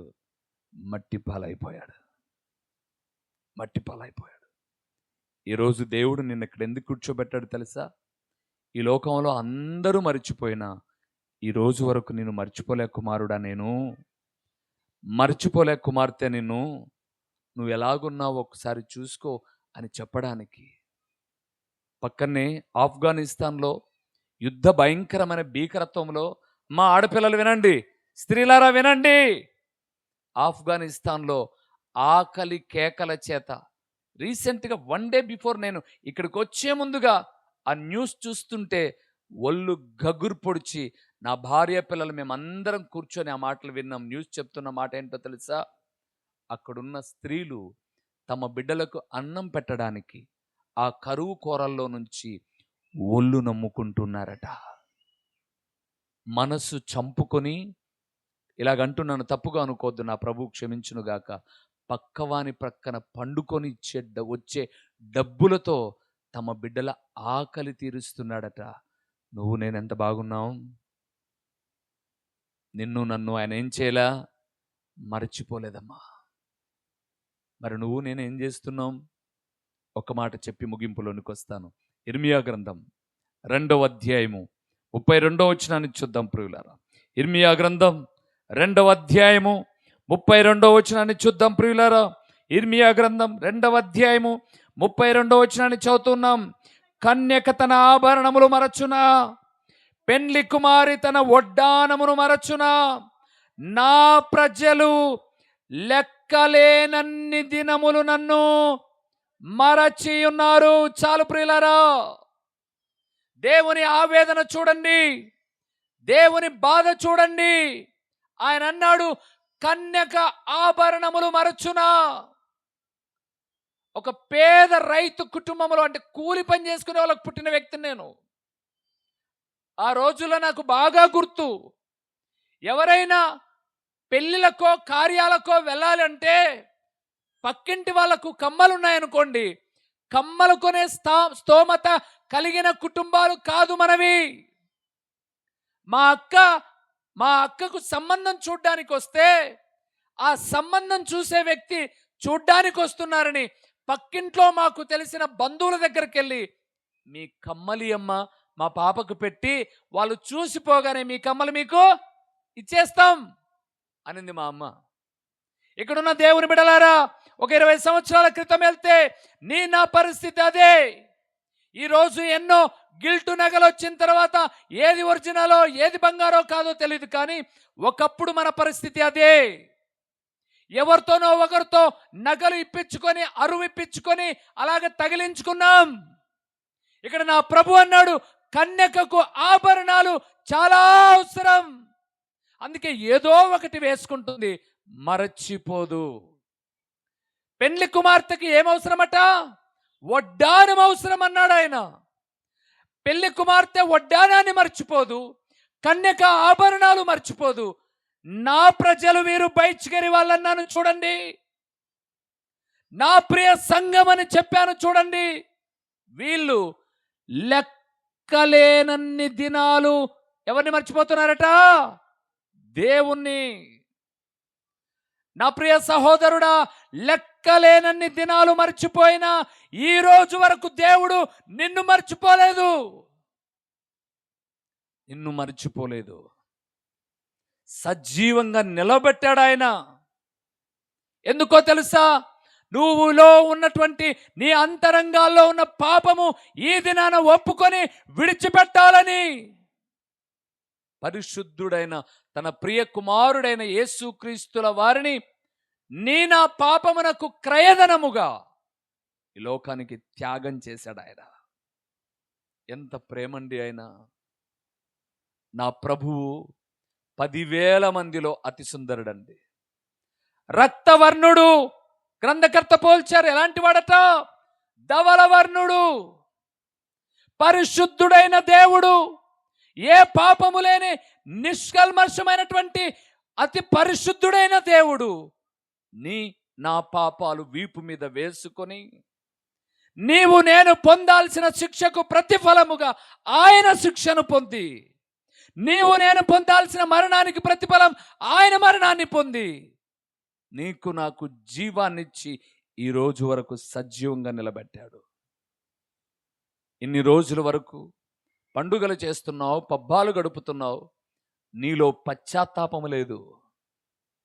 అయ్యో, జన్మతః నా అంతరంగాలలో పుట్టిన పాపం, నా పాపాన్ని విడిచిపెట్టి ప్రభు కొరకు బ్రతకాలన్నటువంటి తృష్ణ లేదే. ఎంతకాలం బ్రతుకుతాం? ఏ పాటిదండి మానవ జీవితం? యోబు గ్రంథకర్త అన్నాడు, చేద మీద నుంచి జారే నీటి బిందువు అన్నాడు. పూర్వపు దినాల్లో బావిలోంచి నీళ్లు చేదుకునేటప్పుడు ఆ కడవలో నుంచి కొన్ని నీళ్లు కలిసిపోతే బావిలో మరలా వాటిని వేరు చేయడం ఎవరి వల్ల కాదు. త్రాసు మీద ధూళి లాంటి జీవితం, ఇంతలో కనపడి అంతలో మాయమైపోయే ఆవిరి వంటి జీవితం. ఎందుకు అతిశయపడుతున్నావు? పాపము చేసే ప్రతిసారి దేవుని మర్చిపోతున్నావు. నీలో పాపము జరుగుతున్న ప్రతిసారి ఆయనను కప్పెట్టేస్తున్నావు. ఆదికాండం 39వ అధ్యాయం చదవద్దు, కానీ ఆ ఇంటిలో ఎవ్వరు లేరు ప్రియులారా. యోసేపు ఆ ఇంటిలో ఏదో పని నిమిత్తమై వచ్చాడు. పోతీఫరు భార్య అనిందట. చరిత్రకారులు చెప్తున్నారు, పోతీఫరు భార్య అనింది, ఇంటిలో ఎవరు లేరు, మనమిద్దరమే ఉన్నాం, రా పడుకొని పాపం చేద్దాం. యోసేపు అంటున్నాడు, వీళ్ళంతా అప్పగిచ్చాడు నా యజమానుడు నాకు, నిన్ను తప్ప అని అంటూ ఇంత ఘోరమైన దుష్కార్యము చేసి ఎలాగు దేవునికి విరోధముగా పాపము కట్టుకొందును అని అంటాడు. అప్పుడు ఆమెకి ఏమర్థమైంది తెలుసా? దేవుడు చూస్తున్నాడు, దేవుని కళ్ళు కప్పడం ఎలాగా అన్నదని ఆమె బెడ్రూమ్లో ఒక దేవతా విగ్రహం, ఎందుకంటే ఐగుప్తీయులు బహు విగ్రహారాధికులు, వారి ఇంటిలో పడక గదిలో ఉన్నటువంటి విగ్రహం మీదట ఆమె పైట సెంగును తీసి దాని మీద కప్పెట్టి, ఆయన కళ్ళు కప్పెట్టాను, ఇక రా పాపం చేద్దాం అనిందట. ఈరోజు చాలా మంది నన్ను ఎవ్వరు చూడలేదులే అని పాపపు ఊబిలో కొట్టుమిట్టాడుతూ ఉన్నారు.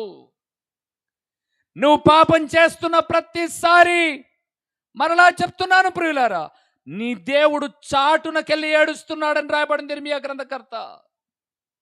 ఎంతకాలం చేస్తావు అలాగా? ఒక్క మాట చెప్తాను ప్రియులారా, నీ పాపము నీ కుటుంబానికి ఏమవుతుంది? ఒకరోజు శాపమవుతుంది.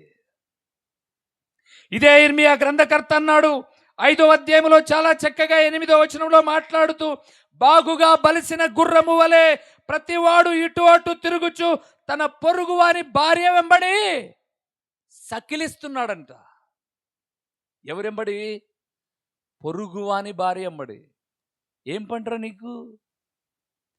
వాళ్ళ భర్త ఏదో బలహీనతలో అనారోగ్యమో ఉంది, ఆ మనిషి కొవ్వు పట్టి ఉంది, దానికి నువ్వు వెళ్ళి పాపం చేస్తావా? మరి నీ భార్యతో ఇంకొకడు వచ్చి చేస్తే?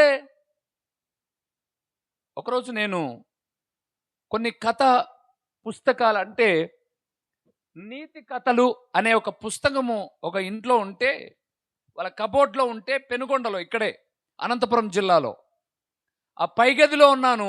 రాత్రి వాక్యం చెప్పి పైన పడుకొని ఉన్నాను. అన్ని ర్యాక్లో పుస్తకాలు ఉంటే ఒక పుస్తకం తీసి చదువుతున్నాను. ఒక కథ నన్ను చాలా ఆలోచింపజేసిందండి. ఏంటో తెలుసా? ఒక రాజు అట, ఒక మహారాజు రాజ్యం మీద నా ప్రజలు ఎలాగున్నారో చూద్దామని మారువేషం మీద వెళ్తున్నాడట, గుర్రం మీద. ఒక రైతు పొలంలో పని చేస్తున్నాడంట. ఉదయాన్నే పొలంకెళ్ళి సేద్య పని చేస్తుంటే 8-9 గంటలకు అమ్మగారు ఏం చేస్తారు? అన్నం ఎత్తుకొని పోతారు. అలాగే ఈమె ఎత్తుకొని వచ్చి చెట్టు కింద ఆ అన్నం గంప దించి, ఏమయ్యో రా భోంచేద్దు అని పిలుస్తుంటే, అయిపోయి ఒక 5 నిమిషాలు వస్తా అని ఆయన పని చేస్తున్నాడట. ఈ రాజుగారు అలాగ వెళ్తూ ఉండి ఆమెను చూసి ముఖం తిప్పుకోలేకపోయాడట. ఎంత అందం! సహజంగా ఇలాంటి స్త్రీ నా నగరులో ఉండాలి. ఎవడికో భార్య అయిందా? అయినా సరే నేను రాజును అని నన్ను నేను ప్రత్యక్షపరచుకుంటే నా వెంట తీసుకెళ్ళచ్చు అని వచ్చాడు ఆమె దగ్గరికి. తన రూపాన్ని తీసేశాడు. నేను రాజునని చెప్పాడు. అయ్యా ఏంటండి? నా మనస్సు నీ మీద పడింది, నా మనస్సు నీ మీద పడింది, వచ్చే నాతో నా నగరులో పెట్టుకుంటాను. కాదు కూడదు అంటే వాణ్ణి చంపేన నేను తీసుకెళ్తా. ఆమె చాలా జ్ఞానంగా నిందట. అయ్యా చంపడం దాకా ఎందుకండి? రాజు తలుచుకుంటే, చెప్పండి, రాజు తలుచుకుంటే ఏమైనా చేయగలడు కదా. నా భర్త ప్రొద్దన్నే పనికి వచ్చాడు, ఇక ఎటుగా నన్ను తీసుకెళ్ళిపోతావు. తెచ్చిన అన్నమైనా వడ్డించి వస్తాను, కొంచెం మీరు లాగా మాటనుండండి, చాటునుండండి. ఓకే, అన్నం ఎంతసేపు వడ్డిస్తుంది? పక్కకెళ్ళి దాక్కున్నాడు. భర్తను పిలిచింది. ఏమయ్యా తిను చక్కగా, పిల్లలు జాగ్రత్త, ఆరోగ్యం. ఏంటి ఇవన్నీ చెప్తున్నావు? ఏం లేదు తిను అన్ని పెట్టింది. అన్నం తిన్నాడు, చక్కగా తింటున్నాడు, పప్పు వేసుకున్నాడు, చట్నీ వేసుకున్నాడు. చివరిగా సహజంగా అన్నంలో మనం తినే లాస్ట్ భోజనం ఏంటి? పెరుగన్నం కదా. పెరుగు బాగా కలిపేశాడు, తినేశాడు. దాంట్లో కొంచెం చట్నీ కూడా నంజుకొనేసి తినేశాడు. ఆ గిన్నెలో నువ్వు కూడా పెట్టుకొని తిను, నేను వెళ్తున్నాను, పని చాలా ఉంది, అయిపోవాలి ఈరోజని మళ్ళీ పని మీదకి వెళ్ళిపోయాడు. ప్రక్కనే ఉన్నటువంటి రాజు టక్కన వచ్చాడు. మన రాజు కాదు, ఎవరు? మహారాజు గారు టక్కన వచ్చాడు. రాగానే ఆయన అన్నాడు, ఇంకేం వెళ్దామా? వెళ్దాం రాజుగారు, అంత తొందర ఎందుకండి మీకు? ఇంకెలాగొస్తాను కదా, మీరు కూడా కొంచెం భోంచేయండి, వెళ్దాం అని అన్నాడు. ఓకే అలాగంటావా, సరే భోజనం పెట్టు అన్నాడు. ఇప్పటిదాకా తన భర్త తన ఎంగిలి గిన్నెలో ఏమేమైతే తిని కలిపాడో ఆ గిన్నెలో అన్నం పెట్టి తిను అన్నాడు అనిందిమే. రాజుగారికి కోపం వచ్చి, మహారాజైన నేను ఇలాంటి ఎంగిలి గిన్నెలో తినేవన్నా? నీ కళ్ళు కనపడుతున్నాయా లేదా అన్నాడు. ఆమె మాత్రం చాలా సముదాయించుకొని, రాజా ఎంగిలి గిన్నెలో అన్నం తినడానికి బాధపడుతున్నావు. ఒక వ్యక్తి భార్య అంటే నేనేమైన దాన్ని? ఎంగిలైన దాన్ని.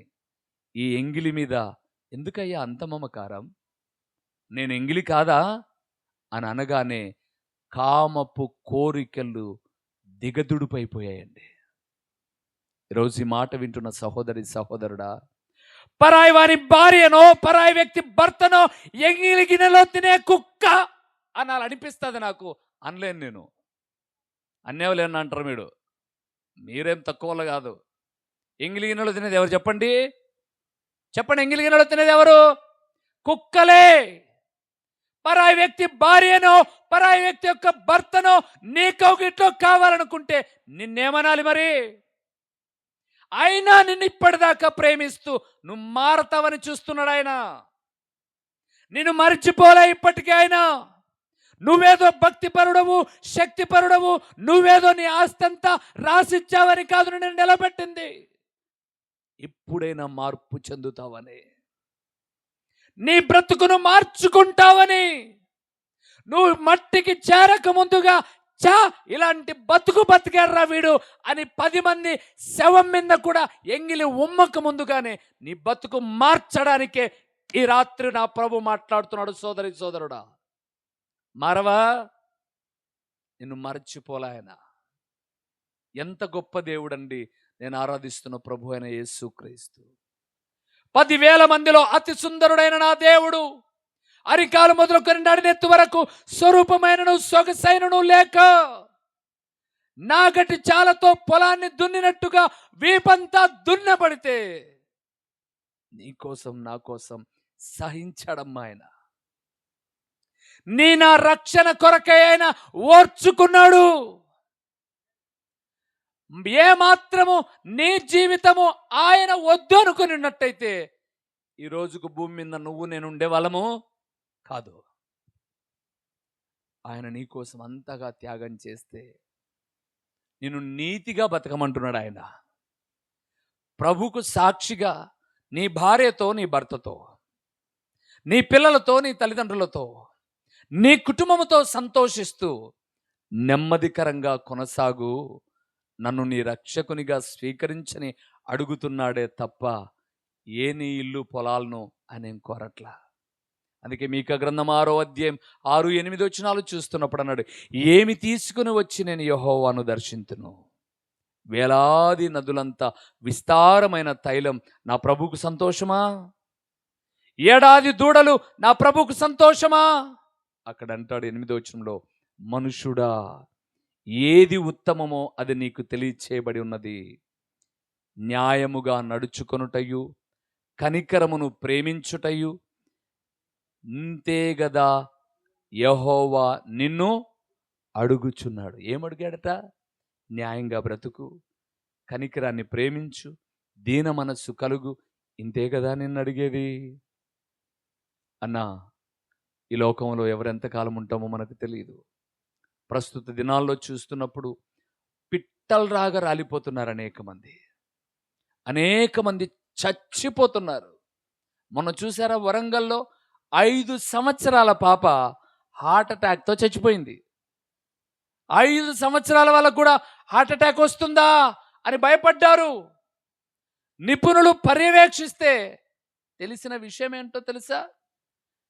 పిల్లలు ఆహారం తినకోకుండా సారికి 5 రూపాయలు ఇస్తే కురుకురే తెచ్చి తింటుందంట అమ్మాయి.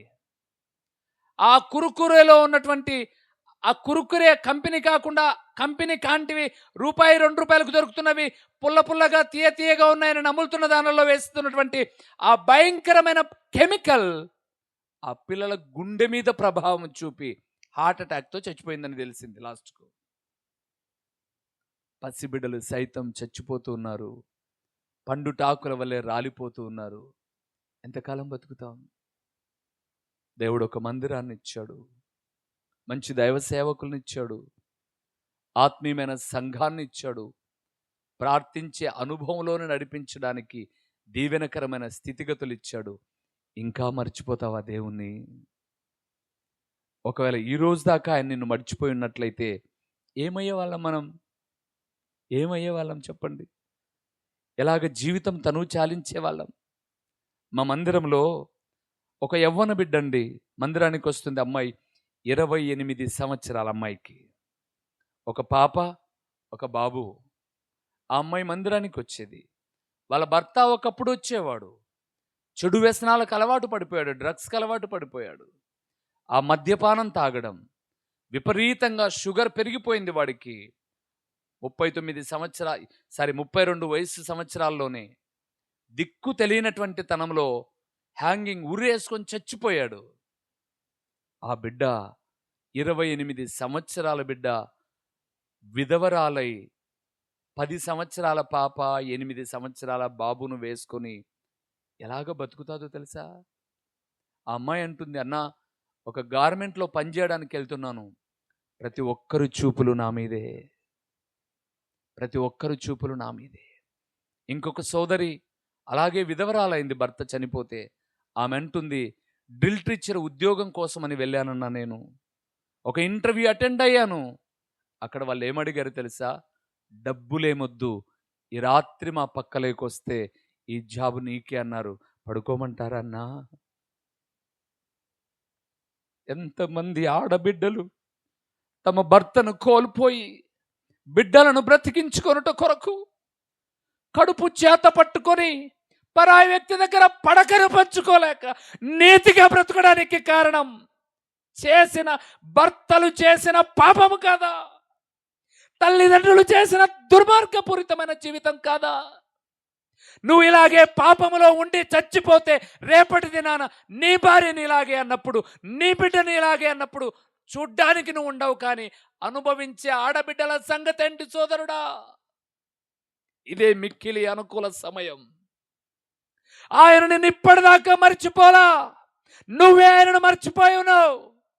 నువ్వే ఆయనను లెక్కలేనన్ని దినాలు మర్చిపోతున్నావు. నా సహోదరి, సీరియల్ పిచ్చిలో పడి బిడ్డను పోగొట్టుకున్నది ఒక తల్లి అయితే, సీరియల్ పిచ్చిలో పడి దేవుని సన్నిధిలో పోగొట్టుకుంటున్నావు నువ్వు. ఆ తల్లికి నీకు పెద్ద తేడా ఏమీ లేదమ్మా, లేదు. అందుకే నా దేవుడి రాత్రి మాట్లాడుతున్నాడు, నిన్ను మరువని దేవుని ఇంక మర్చిపోమాకు, ఇంక మర్చిపోమాకు. యేసయ్యా, ప్రాణమున్నంత వరకు నేను నా కుటుంబం నీ పాదాలు పట్టుకుంటాం ప్రభువా, నీకు సాక్షిగా బ్రతుకుతాం ప్రభువా. చాలు బతుకు. ఇప్పటిదాకా నిలబెట్టింది మా భక్తి శక్తి కాదు, మేము తిన్న ఆహారం కాదు, చేసిన ప్రార్థనలు కాదు, కేవలం నీ యొక్క కృప మాత్రమే. అందుకే పౌలు అన్నాడు, నేనేమై ఉన్నానో అది కేవలం దేవుని కృప వలన అయి ఉన్నాను. నా తల్లి, మార్పు చెందుదాం, పరివర్తన చెందుదాం. రారాజైన దేవుడు మధ్యాకాశంలోనికి రాబోతున్నాడు. ఎందుకు ప్రభువా ఇంకా రాలేదంటే, పేతురు రాసిన 2వ పత్రిక 9వ వచనాన్ని చూస్తున్నప్పుడు ఆయన అన్నాడు, ఆయన రాకడ ఆలస్యం వెనక ఇంకా మీరు మార్పు చెందాలని. నువ్వు పాపివని ఒప్పుకో, పశ్చాత్తాపపడు, మనసు మార్చుకో, యేసుక్రీస్తు దేవుని కుమారుడని విశ్వసించు, నీటిలో బ్యాప్టిజం ద్వారా సమాధి చేయబడు, ప్రభు కొరకై లే, ఆయనకు సాక్షిగా నీ కుటుంబం జీవించు. ఒక దినాన నువ్వు నేను ఈ భూమి మీద లేకపోయినా మన బిడ్డలను దేవుడు మర్చిపోడమ్మా. లేచి నిలబడదాం. మర్చిపోడాయన, మాట ఇచ్చాడంటే మర్చిపోడాయన. రాత్రి ప్రభు ఎదుట మాట ఇద్దామా?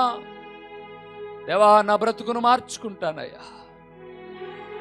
ఎవరి కోసం నేను ఏం చేస్తున్నానో అర్థం కాని పరిస్థితి. సీరియళ్ళు, సినిమాలు వాళ్ళ వృత్తి కోసం అమ్మా, వాళ్ళ భుక్తి కోసం చేస్తున్నవే. వారెవరు నీ కోసం ప్రాణం పెట్టరు. నువ్వు ఇబ్బందిలో ఉంటే 10 రూపాయలు సహకరించరు. నీ కొరకు ప్రాణం పెట్టిన వాడు ప్రభు అయిన యేసుక్రీస్తు. మరచిపోయింది చాలు చెల్లి, మరిచిపోయింది చాలమ్మా. అక్క, ఓ అన్న, నా మాటలు ఏమైనా నిన్ను గాయపరిచాయేమో. నా తమ్ముడు మాట్లాడాడు, దేవుని సేవకుడై మాట్లాడాడని మార్పు చెందుదామన్నా.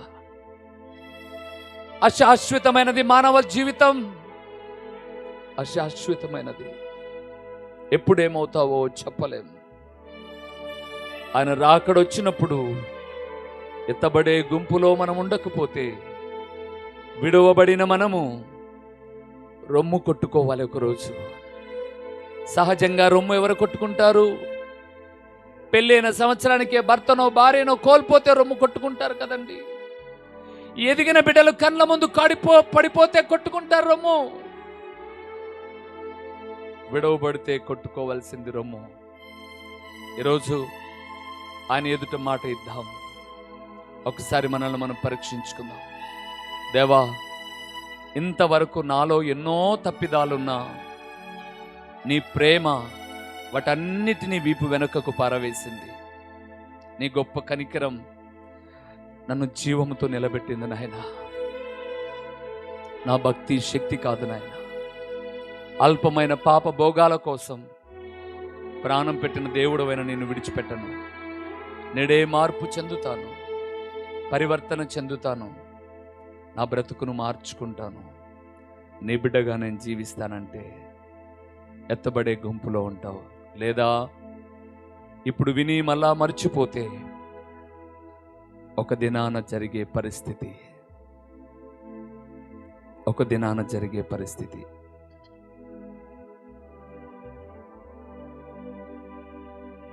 అదే అదే ఆ రోజు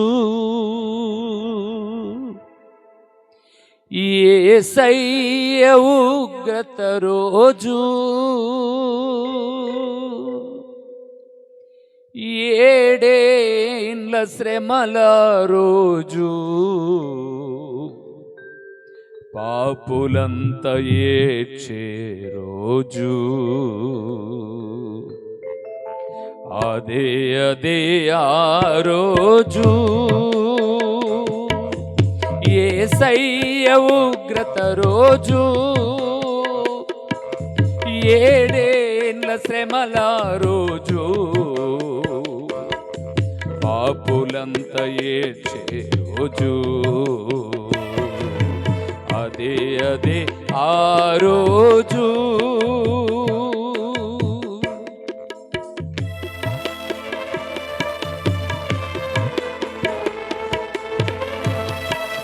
ఇలాగే పాపంలో బ్రతికితే ఒక దినాన చాలా తల్లడిల్లుతో ప్రియులారా, మనస్సు అతలాకుతలమైపోయి తల్లడిల్లిపోతావు.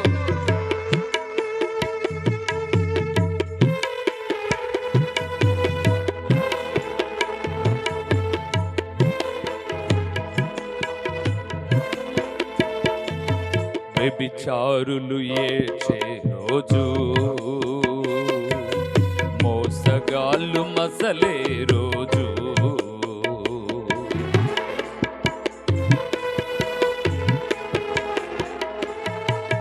వ్యభిచారులు ఏడ్చే రోజు,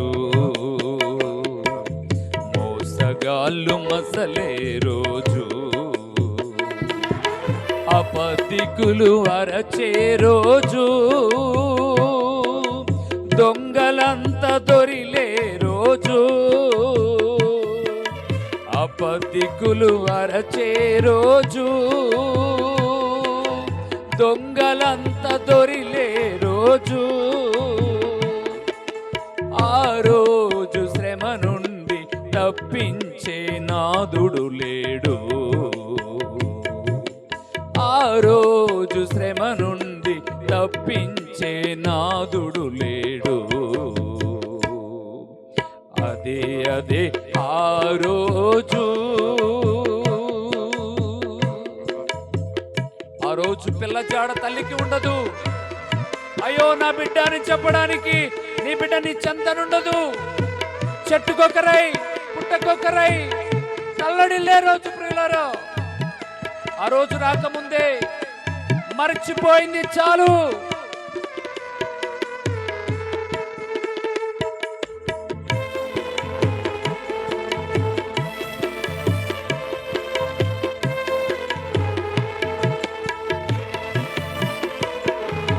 పిల్ల జాడ తల్లికి లేక, తల్లి జాడ పిల్లకు లేక,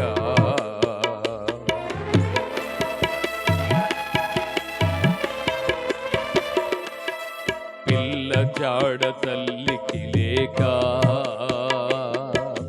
తల్లి జాడ పిల్లకు లేక,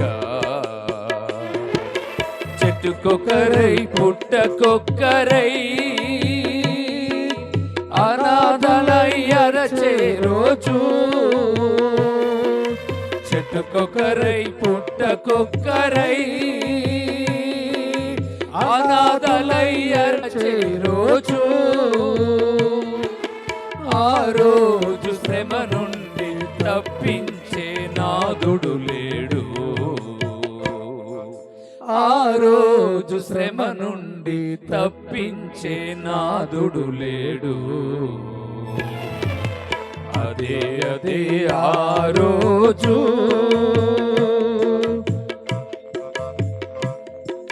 సహోదరి సహోదరుడా, ఈ రాత్రి యోచించు. నీ బ్రతుకు ఎలా ఉన్నదో. నా బ్రతుకును ఆయన చేతుల్లో పెట్టాను, నడిపిస్తూ ఉన్నాడు ఆయనకు సాక్షిగా. నిన్ను నీ కుటుంబాన్ని విడిచిపెట్టాడు ఆయన.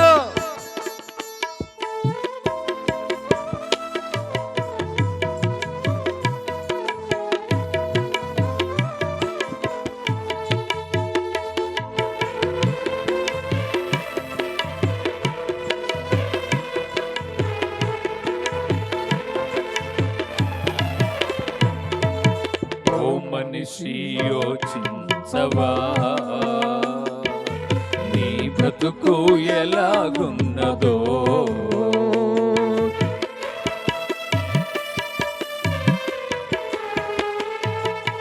ఓ మనిషి యోచించవా, నీ బ్రతుకు ఎలాగున్నదో. బలము చూసి భంగపడకుమా, ధనము చూసి దగా పడకుమా. బలము చూసి భంగపడకుమా, ధనము చూసి దగా పడకుమా. ఆ రోజు శ్రమ నుండి తప్పించే నాదుడు లేడు. ఆ రోజు శ్రమ నుండి తప్పించే నాదుడు లేడు. అదే అదే ఆ రోజు యేసయ్య ఉగ్రత రోజు, ఏడేండ్ల శ్రమల రోజు,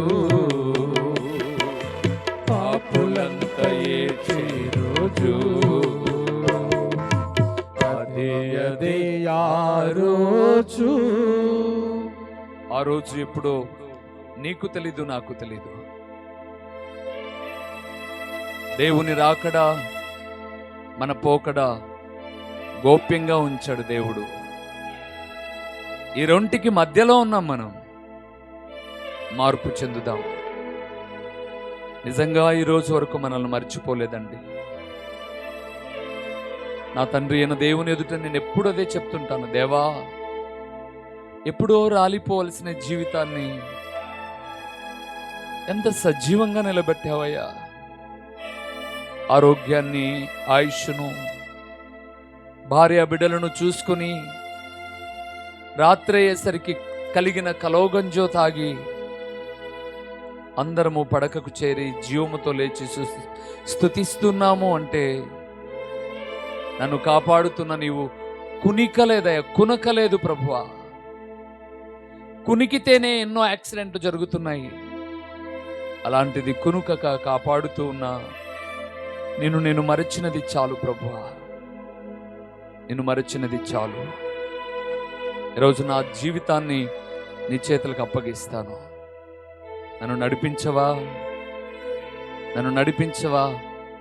ఒకవేళ నువ్వు అలాగ అడిగితే మీ కుడి చేయిని చూపించండి అని నడిపిస్తాడు, మరణం వరకు నడిపిస్తాడు. నేను ప్రార్థన చేయబోతున్నాను. దేవా నన్ను, నా కుటుంబాన్ని నీ చేతులకు అప్పగిస్తున్నాను అని.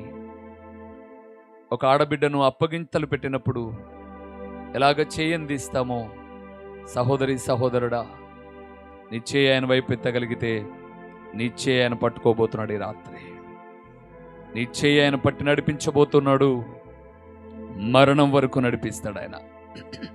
ప్రార్థన చేద్దాం, ప్రార్థన చేద్దాం. అలాగే మీ చేతులు లేపండి. ఎవరు ఆలోచించద్దు. రక్షించబడలేదా? ఇప్పుడే తీర్మానం చేసుకో, ఇప్పుడే తీర్మానం చేసుకో. నీ మనస్సును మార్చుకో.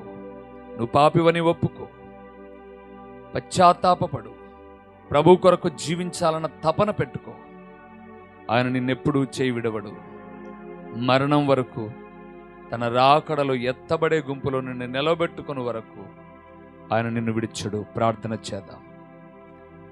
నీతి స్వరూపుడవైన మా ప్రియమైన పరలోకపు తండ్రి, మహాగణుడా, మహోన్నతుడా, సర్వకృపానిధిగు దేవా, మీకు స్తోత్రములు తండ్రి, స్తోత్రములు నాయనా.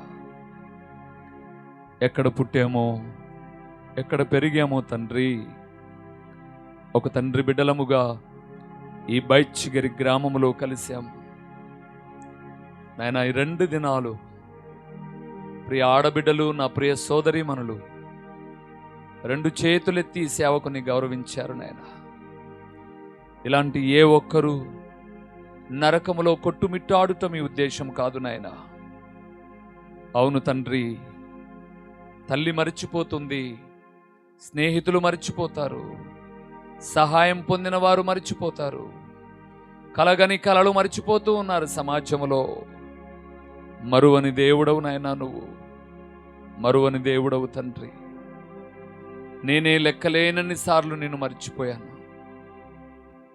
ఆ ఫోన్లో అసభ్యకరమైనవి చూసేటప్పుడు నాతో పాటు నువ్వు చూస్తున్నావని మర్చిపోయాను. రహస్యంగా పాపం చేసేటప్పుడు అక్కడ దాకా నువ్వు వచ్చి విలవిలపోతున్నావని చూశాను, మర్చిపోయాను. ఈ రాత్రి నా చేయి నీ చేతులకు అప్పగిస్తూ, చాలు, ఈ పాపపు బ్రతుకు చాలని నేను మీ చేతులకు నా చేతిని అప్పగిస్తున్నాను. బలహీనమైన నా భర్తను కావచ్చు, నా భార్యను, నా పిల్లలను, నా కుటుంబాన్ని నీ కృపలో జ్ఞాపకం చేసుకో నాయనా. నీ కృపలో జ్ఞాపకం చేసుకో.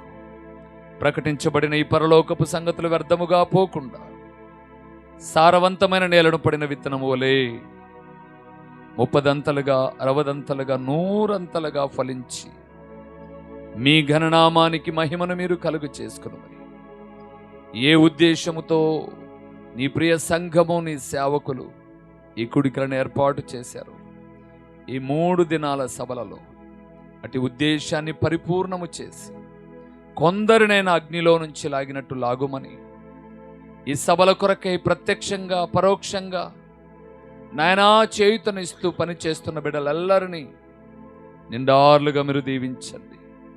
చక్కటి వైద్య సహకారం అందించిన నా ప్రియ తమ్ముళ్ళు, మంచి సౌండ్ సిస్టమ్ను సిద్ధపరిచిన నా ప్రియ కుటుంబం, తండ్రి పనులు చేస్తున్న పరిచర్యలు చేస్తున్న బిడ్డలందరినీ మీ కృపాహస్తాలకు అప్పగించుకుంటూ రానున్న దిన కూడికను కూడా మీ చేతులకు అప్పగించి, మరలా మీ ప్రియకుమార్ని రాకడ మా పోకడ ఆలస్యమైతే మీ నామమును గణపరచుటకే మీ సన్నిధానంలో మమ్మల్ని నిలబెట్టుకునమని ఎంతైనా నమ్మదగిన దేవుడవైన మీకు స్తుతి స్తోత్రములు చెల్లిస్తూ నిరంతర స్తోత్రార్హుడైన ఆ ప్రియ ప్రభు అయిన యేసుక్రీస్తుల వారి యొక్క ప్రశస్తమైన నామములో దీన మనస్సుతో అడిగి పొంది ఉన్నాము తండ్రి.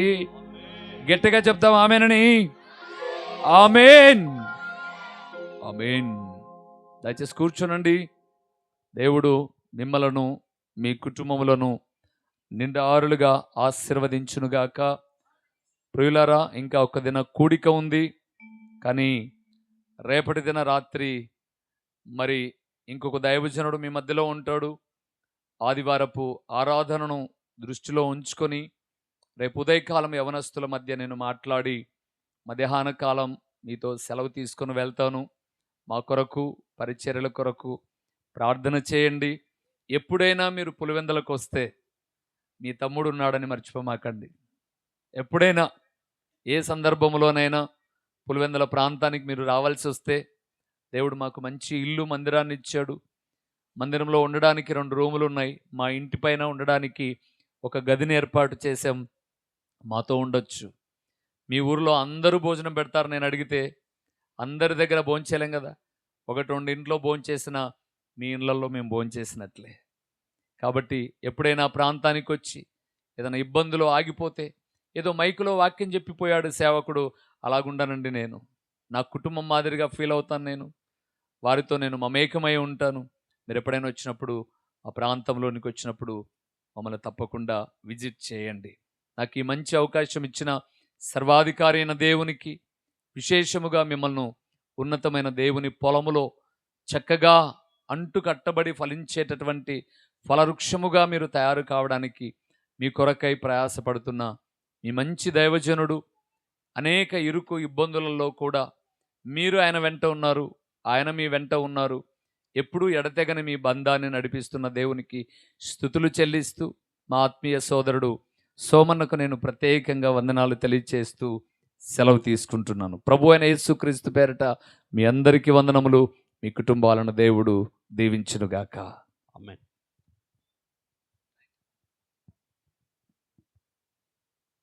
మంచిది. సమయంలో నతనెల్ బ్రదరు అలాగే తొగల నుంచి వచ్చినట్టు అక్కగారు ముందుకు వచ్చి పాట